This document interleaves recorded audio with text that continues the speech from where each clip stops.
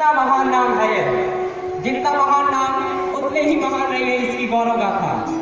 अपने इसी गौरवशाली इतिहास के कारण विश्व पटल पर आदिकाल से ही सूर्य की भांति चमकता रहा है मेरा प्यारा देश। पर ऐसा नहीं है कि इस चमकते हुए सूर्य पर कभी ग्रहण नहीं लगा है, कई बार लगा है। हमारे देश के राजाओं की आपसी छूट का फायदा उठाकर कई विदेशी आक्रांताओं ने देश पर आक्रमण किया और हमारे देश पर सदियों तक राज किया।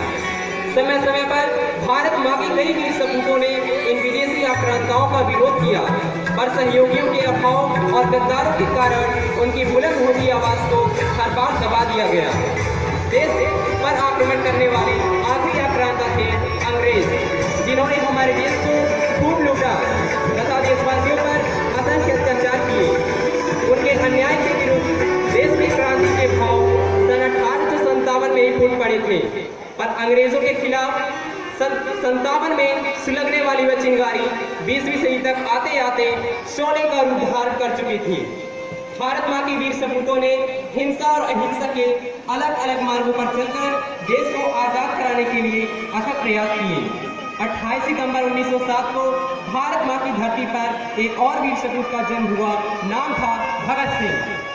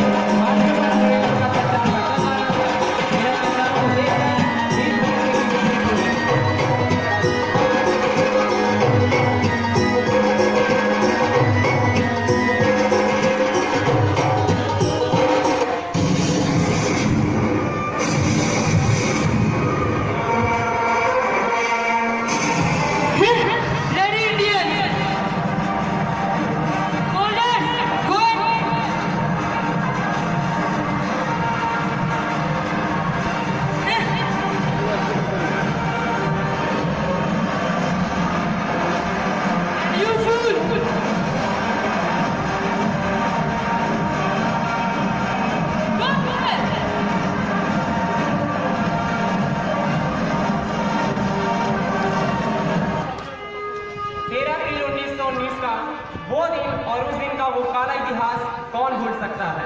इस दिन कुछ ऐसा हुआ जिसने भगत सिंह के दिल और आत्मा को झकझोर कर रख दिया। इस दिन अंग्रेजों के द्वारा किए गए क्रूर कृत्य ने भगत सिंह के दिल में ब्रिटिश हुकूमत के खिलाफ आक्रोश भर दिया। पंजाब में अमृतसर के स्वर्ण मंदिर के निकट जलियांवाला बाग मैदान में अंग्रेज अफसर जनरल डायर ने रॉलेट एक्ट के खिलाफ प्रदर्शन कर रहे लोगों पर बिना चेतावनी के गोलियां चलवा दी।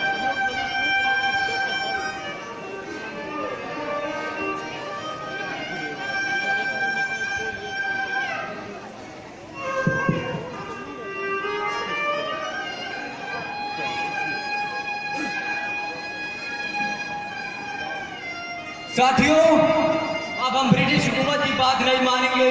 हम रॉलेट एक्ट का विरोध करेंगे और हम अंग्रेजों के चाल को कामयाब नहीं होने देंगे और साथ ही साथ अंग्रेजों के द्वारा किए गए अत्याचार को नहीं सहेंगे। हम उनके खिलाफ और उनके विरुद्ध मेरे घर नारे लगाएंगे। रॉलेट एक्ट मुर्दाबाद, मुर्दाबाद, मुर्दाबाद, रॉलेट एक्ट मुर्दाबाद, मुर्दाबाद, मुर्दाबाद, ब्रिटिश हुकूमत मुर्दाबाद, मुर्दाबाद, मुर्दाबाद, ब्रिटिश हुकूमत मुर्दाबाद, मुर्दाबाद, मुर्दाबाद, ब्रिटिश हुकूमत मुर्दाबाद, मुर्दाबाद, मुर्दाबाद, रॉलेट एक्ट मुर्दाबाद, मुर्दाबाद।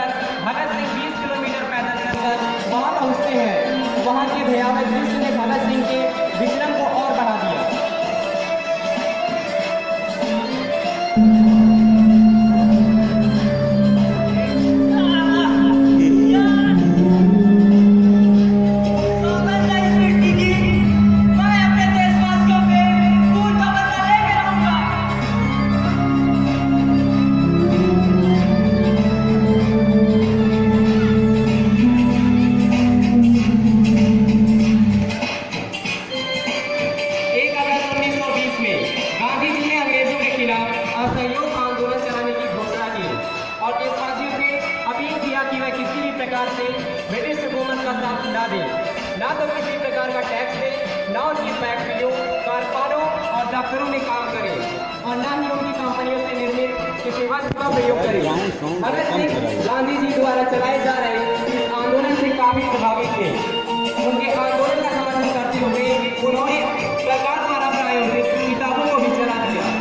असहयोग आंदोलन के दौरान गोरखपुर के चौरी चौरा में आंदोलनकारियों के जुलूस को रोकने वाले सिपाहियों पर भीड़ ने आक्रोशित होकर उन्हें थाने में ही बंद करके आग लगा दिया, जिसमें कई पुलिस वालों की जान चली गई।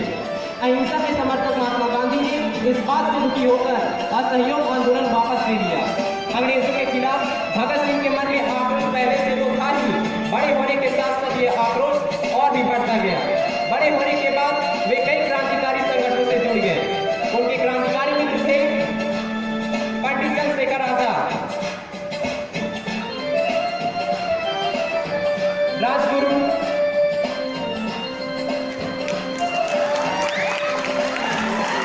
सुखदेव, जयगोपाल सिन्हा आदि।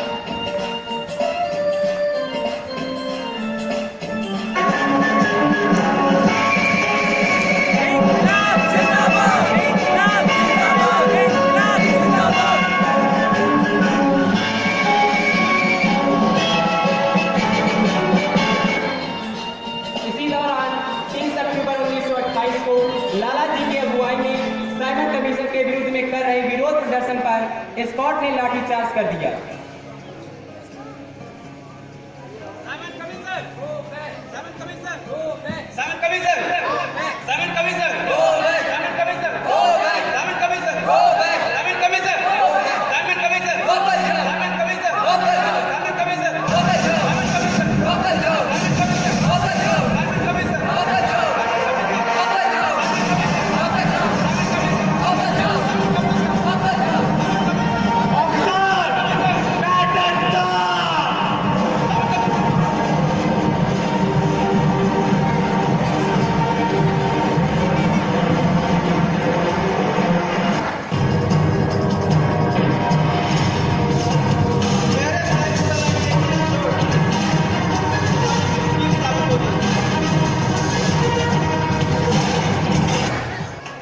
लाठीचार्ज में लाला लाजपत राय गंभीर रूप से घायल हो गए और कुछ दिनों के बाद उनकी मृत्यु हो गई।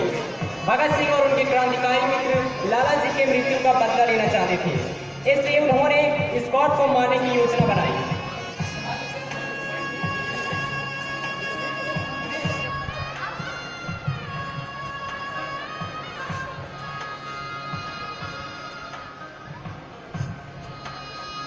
लाला जी के मौत का बदला हम लेंगे, तो अब हम क्या करेंगे भगत? हमें स्कॉट की हत्या करनी होगी। सच कहते हो भगत, हमें कुछ ऐसा इन फिरंगियों के दिलों में खौफ पैदा करना जरूरी है। सही कहते हो राजगुरु, हमें कुछ ऐसा ही करने की जरूरत है ताकि ये फिरंगी ऐसा करने से पहले 100 बार सोचे। इंकलाब जिंदाबाद।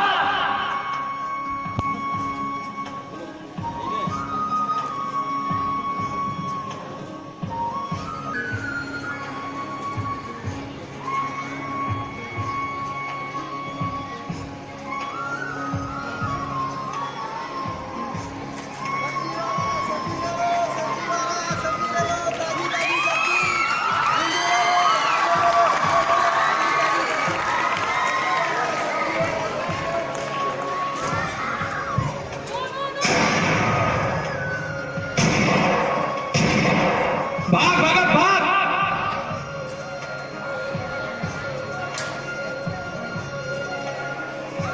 पर स्कॉट की जगह में सैंडर्स को पाकर वे उसकी हत्या कर देते हैं। सैंडर्स की हत्या से पूरा देश हिलता है और अहिंसावादी हत्याकांड की निंदा करते हैं। वे पूरे देश में इन महान क्रांतिकारियों की पूरी छवि प्रस्तुत करते हैं। यह बात उन क्रांतिकारियों को काफी आहत करती है। वे लोगों तक अपनी बात को पहुंचाने व देशवासियों को अपने विचारों से अवगत कराने की योजना बनाते हैं।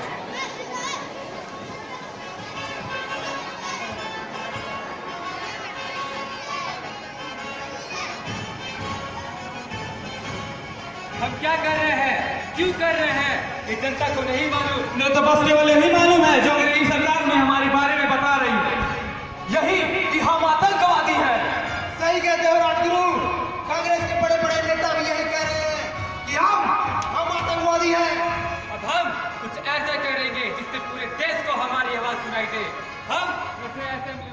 देंगे, अपनी बात जनता तक पहुंचाएंगे और अपनी गिरफ्तारी भी देंगे। अब हम कल कोर्ट की हत्या करेंगे।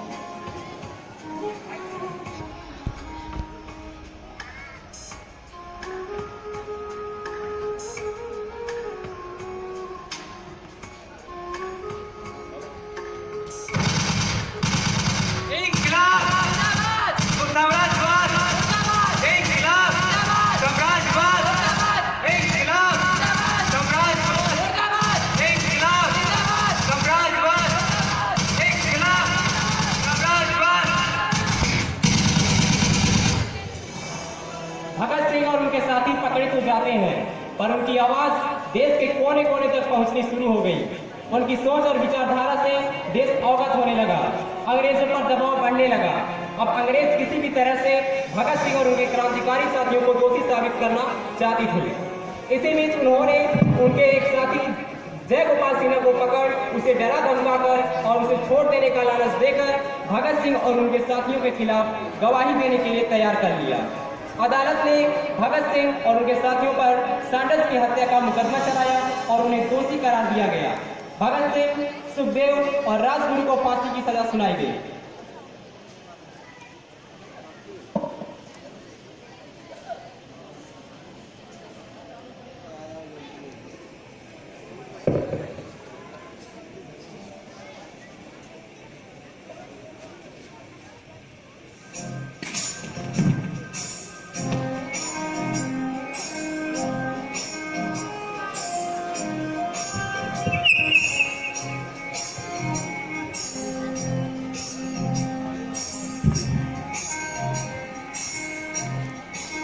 अगर कोर्ट ने तुम्हें और तुम्हारे साथियों को सजा सुनाई है,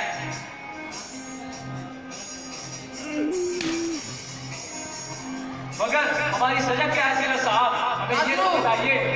नाजरू, तुम्हें दफा 302 के तहत फांसी की सजा। भाई शाबाश।